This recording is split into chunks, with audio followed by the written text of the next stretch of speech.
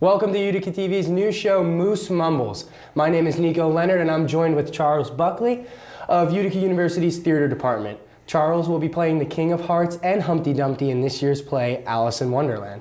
Let's dive right into the first question, Charlie. All right. So what made you choose to audition for this year's play, Alice in Wonderland? All right, so honestly, it's kind of interesting. So up until this point, I've mostly been involved with the musicals at the university here. I've been involved with Something Rotten, Chicago. Most recent was Into the Woods back in November. I've never actually been involved with a play because usually during the spring semester, I'm usually focusing on other projects. I mean, for crying out loud, I was in DC last semester doing an internship, so I couldn't do the play then. Right. So this was like the first, basically spring semester where I was like, oh, I can actually go out for this. Why not? I'll do it. You know, so that's what that's why I decided to audition, and yeah, now we're 2 weeks from opening. Yeah. So you said that you've never done a musical before. No. A play. Yeah. Yes. So what made you want to do a play if you're so used to musicals? So, I mean, musicals are fun, don't get me wrong. Like, you know, like there's a ton of like singing, dancing, all that. Can't dance to save my life, you know, but I do like to sing, don't get me wrong.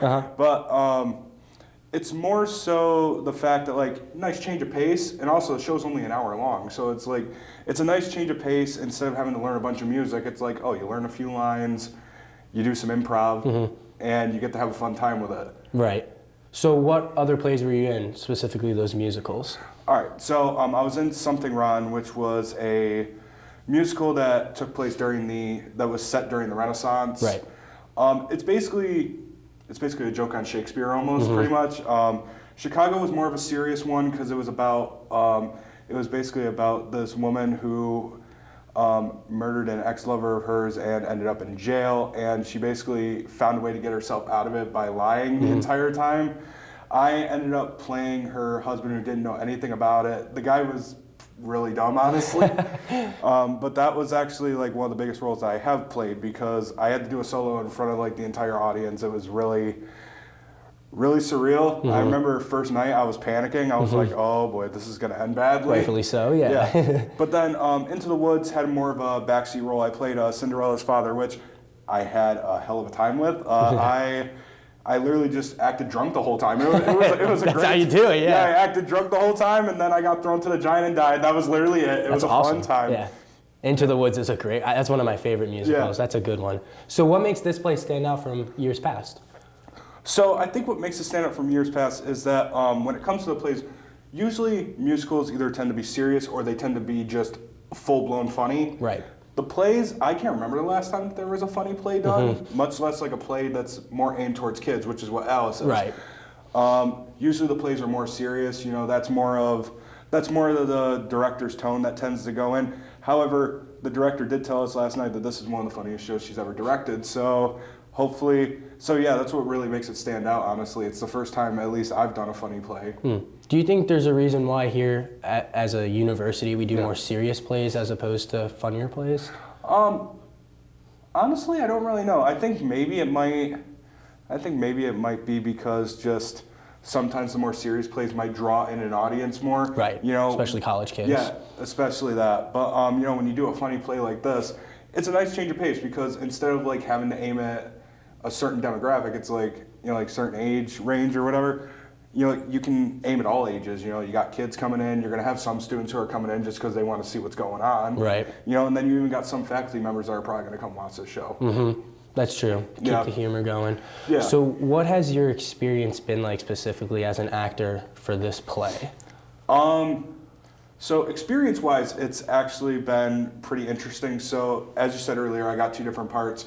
So Humpty Dumpty honestly was not the first part I was given. I was given the King of Hearts first, and then they were like, "Hey, can you do Humpty Dumpty too?" I was like, "Yeah, sure, why not?" You know. So Humpty Dumpty's pretty interesting because one of my friends is playing Alice. My friend Grace, which it's kind of funny because literally the whole purpose of that one scene is literally I'm just bullying her for 10 minutes. Oh, that's awesome. Yeah. And then the moment she walks away, I basically just fall off the wall and I'm dead. That's it. Like there's nothing else with him. And then the King of Hearts comes in towards the later part of the show. Right. He basically plays judge, jury, executioner pretty much because he's trying to keep order in the court. Nice. A little power in your role. Yeah, pretty much, yeah. gave me a gavel and everything. I'm set. That's awesome. That's what you want. So what is the energy like at rehearsals? Like high energy? Like how would you describe it? Oh, we're all laughing. We're all having a good time. No, it's comedy 24/7. Like, I mean, we know it's a show. We know that this is a show aimed at kids, so obviously, got to keep the swearing and stuff to a minimum, all that stuff. But sometimes stuff happens. It's hilarious. We all have a good time.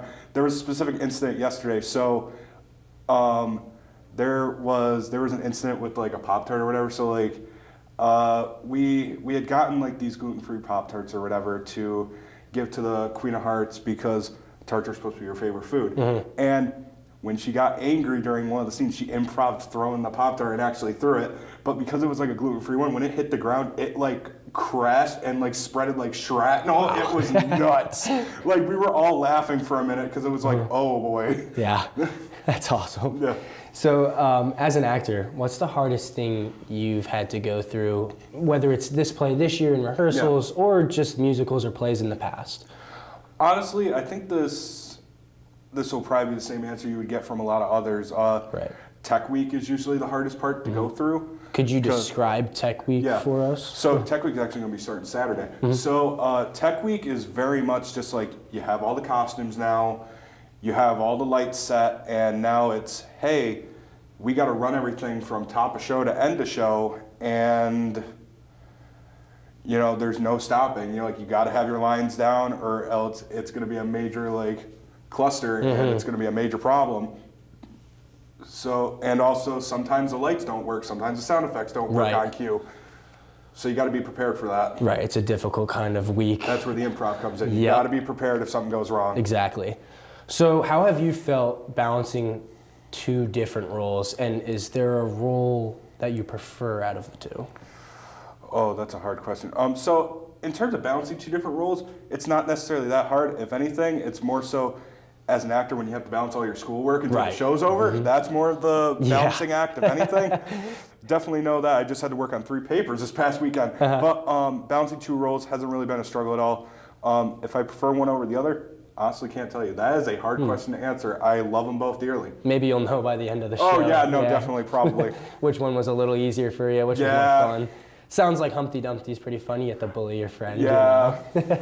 So how did you know that the stage was meant for you? Was there a time in your life where you knew you wanted to do theater? So honestly, this is a very interesting question. So when I was a freshman in high school, I went out for the musical they were doing, which happened to be Seussical at the time. Right. And that was the only show I did for the high school. I didn't think theater was for me. I didn't really do backstage stuff either, It was when I came here that changed because I was like, I want to get a little bit involved. Let's see what I can do. And it just so happened that the director is directing Alice right now. COVID was going on, so masks, everything, couldn't really do a show. Right. Well, the director had managed to get the okay to do the play script War of the Worlds over the radio like it was first introduced. So, it was a very big thing going on. I didn't act in it, but I did do backstage stuff for it. I did the sound effects for it. But it was after that I was like, hey, I'm willing to be an assistant stage manager when something rotten rolls around. Well, the director at the time was like, I love his energy. I want him in the show. Can you try to get him to send something in? So after I sent something in, got casted, that first show, wasn't really sure if it was going to be for me. But by the end of the show, I was like, you know what? It helped me get out of my shell. I'm not as shy as I used to be. And honestly, it helped with public speaking too. So that's kind of how I realized it was meant for me, because it helped me public speak better. Right. That's an important skill as a communication student. Oh yeah, very much so. Yeah. So if you could choose next year's play, I know this one isn't over yet, but what would you choose? If I had to choose next year's play, honestly, like we've done like a lot of plays that are aimed at kids. We've done serious plays too. I haven't seen a minute or I haven't been here long enough to see them do like some sort of Shakespearean play. So honestly, it'd be kind of interesting if they found a way to be able to do Hamlet or something, you know, in next year. But of course, that requires a lot of people. And I feel like if we did try to do Shakespeare in some way, we wouldn't only have students. I feel like community members would come out for it too, and it would be a fun time. Absolutely. That would be awesome. I would love to see a Shakespeare. I would love to see West Side Story. Ooh, okay. That would be awesome. That's one of my favorites, so I'm being biased. But. Yeah. I mean, definitely bring it up to the theater department. It might be on the roster at some point. That is true. You never know. Yep. Well, that wraps up our first episode of Moose Mumbles. Thank you, Charlie, for joining us today, and make sure you go see Alice in Wonderland in the Strebel Auditorium March 1st at 1 p.m. and 7 p.m., and March 2nd at 1 p.m. and 7 p.m., and March 3rd at 1 p.m. Thank you guys for joining us.